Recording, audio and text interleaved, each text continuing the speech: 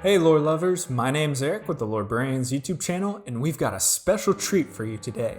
With Halloween coming up in less than a week, creepy critters, chilling specters, furred beasts, and things that go bump in the night have been in people's minds and on the TV set the entire month of October. Magic the Gathering has more than its fair share of ghouls, spirits, and nightmarish fiends in the decades of its life and across the known multiverse. Plenty to haunt the dreams and curdle the blood of its denizens, as well as its players.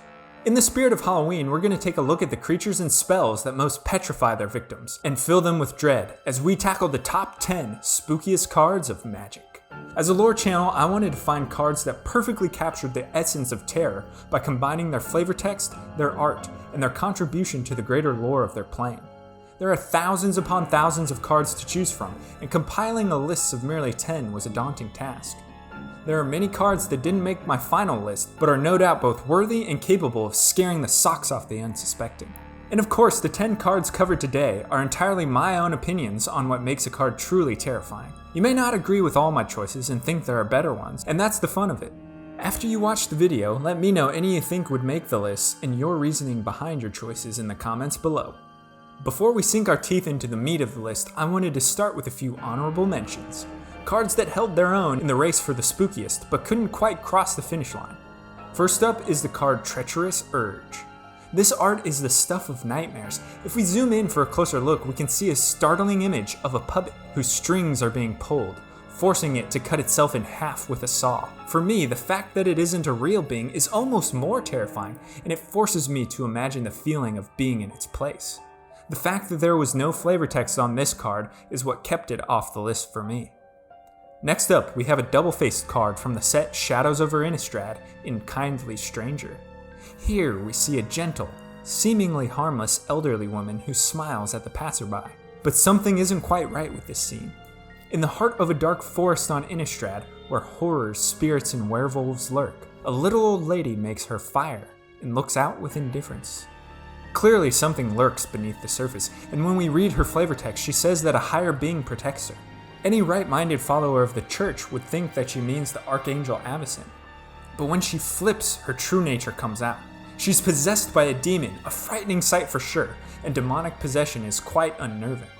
Another card that plays well on people's fear is the blue enchantment Claustrophobia. Its simplistic flavor text and art play well on not just the fear of tight spaces, but also the fear of being buried alive. Just looking at the person trying to claw their way out of a coffin in desperation and without hope makes me shudder. Our last honorable mention comes in the card Phyrexian Hulk.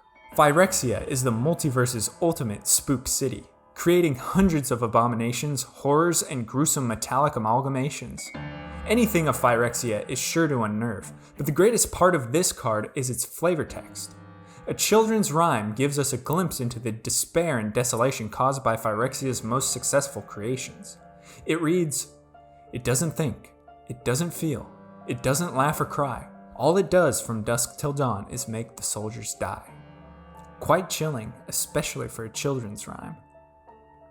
Alright, that was the honorable mentions, but without further ado, let's get on to our list of top 10 spookiest Magic the Gathering cards.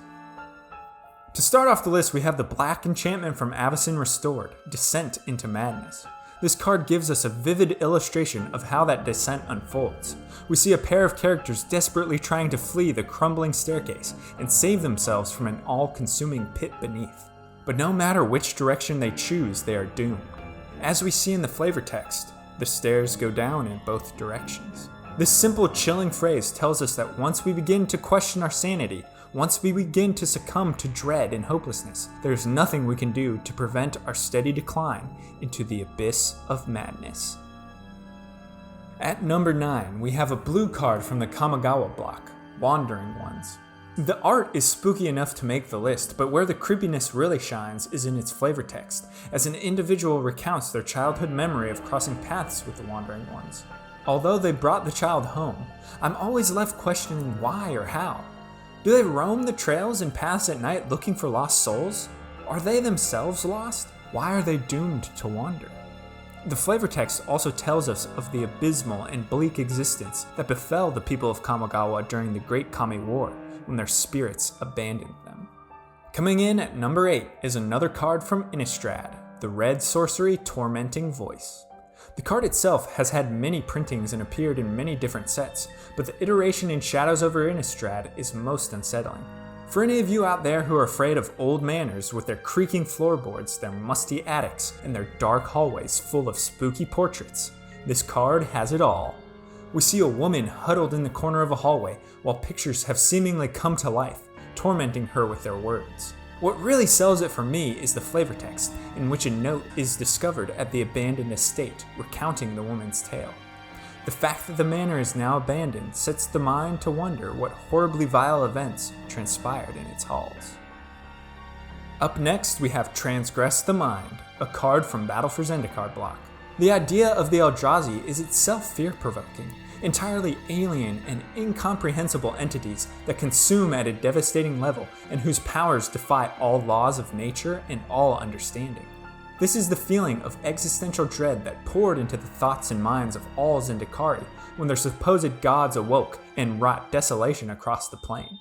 Eldrazi take on many shapes and sizes, but all of them are perverted mockeries of life. Dozens of appendages, countless eyes in irregular places, and heads without facial features. It's in Transgress the Mind's art where the Eldrazi's unnatural forms and abilities are married together in a nightmarish illustration. We see a helpless core whose mind is being violated in every sense and whose anguish we can only begin to imagine, as Eldrazi hands plunge into the skull and emerge through the mouth. In this card we see a vivid image of a mind that is quite literally being torn apart.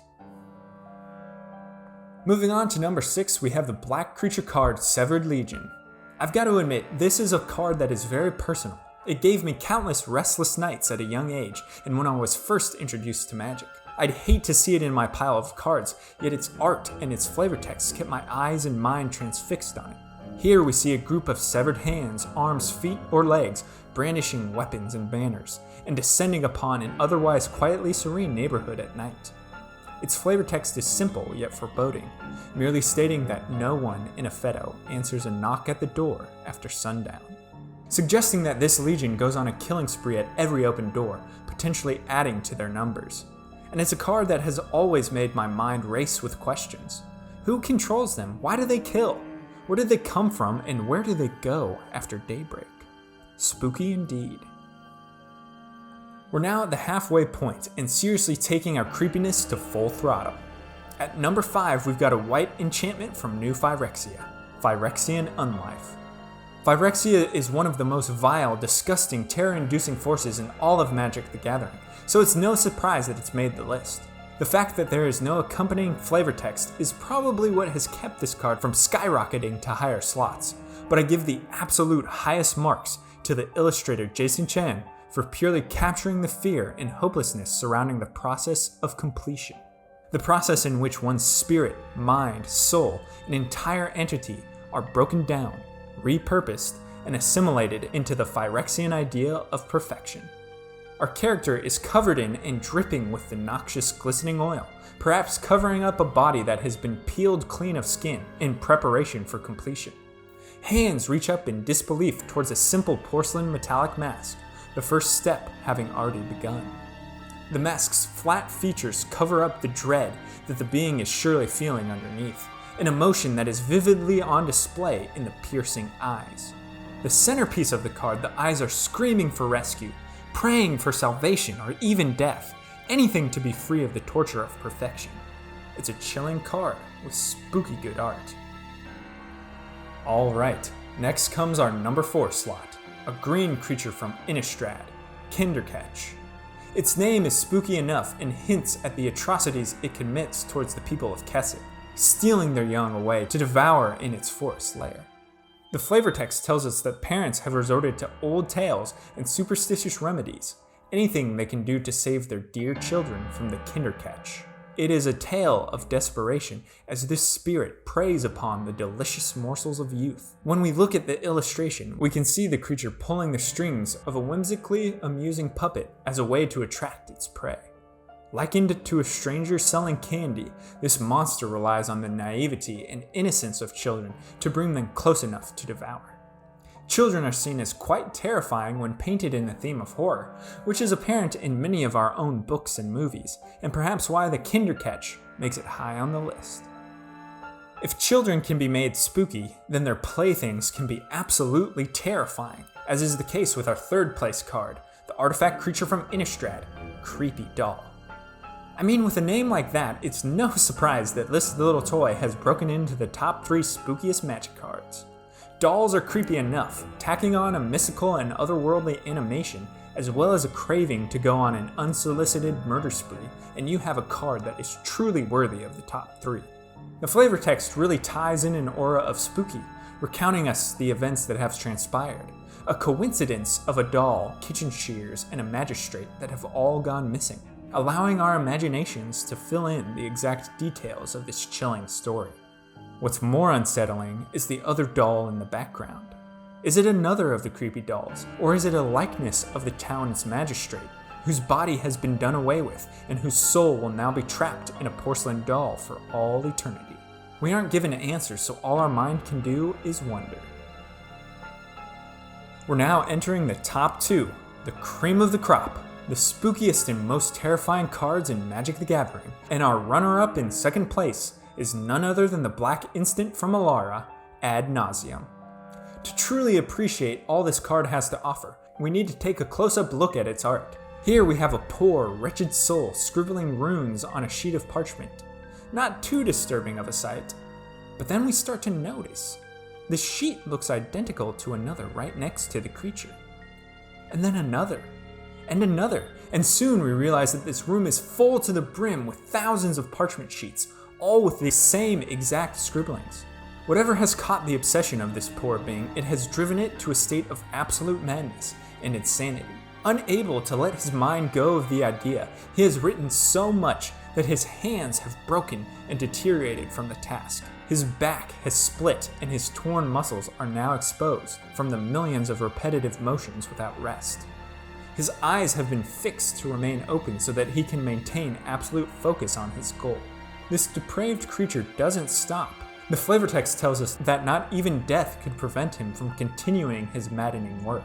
This is a stunning illustration of one of the most fear-provoking ideas, a mind that is trapped within itself. Finally, after a long journey through the most gruesome and terrifying cards of MTG, we have come to the top of the list, the absolute spookiest card in all of Magic the Gathering. And it's a card that might come as a surprise to many of you, but not for those who are true lore enthusiasts. Here it is, the creepiest card on our list, the artifact creature Chronomaton. When we examine the card, we get an illustration that is spooky enough. A dark room where a rusted automaton who bears a chilling likeness to humans gathers keys, its haunting visage covered in shadows. Next, we have the flavor text, giving us insight into this creation's actions. On the third night, the villagers destroyed their clocks. The sounds of whirring gears and chiming metal held only dread for them. Okay, this is a scary tale with lots of room open to infer and guess at what vile and terrifying things befell the villagers at the construct's hands. But what really sells Chronomaton, what earns it the #1 spot on our list, is the article posted in the Uncharted Realms section on Wizards' website, an entire story dedicated to the background and lore of Chronomaton. For those who didn't read it, an old village clockmaker has been cast out by his community after contracting a plague. Without business, he dedicates all of his time and energy into creating the Chronomaton, but it soon takes on a personality of its own, one that is chilling and impossible for the clockmaker to control. I won't spoil the rest of the story in case you want to read it. I'll put the link in the description below. But it's quite a scary tale, which is why Chronomaton tops the list as spookiest card in the multiverse. Thanks for watching this video on the top 10 spookiest cards in Magic the Gathering. As I said at the beginning, this list is entirely subjective and my own personal take on the creepy crawlers of the multiverse. But I want to hear from you. Let me know what you think of my list in the comments. Do you agree with some of my picks? Would you change all of the list or just some of it? Let me know your own top 10 below. This was a different take on a video for me, but I had a lot of fun, and I hope it's put you in the mood for Halloween. To those of you who celebrate, I hope you have a spooktastic weekend. And for those who don't, I hope you have a great weekend all the same. Until next time, go forth and explore the lore.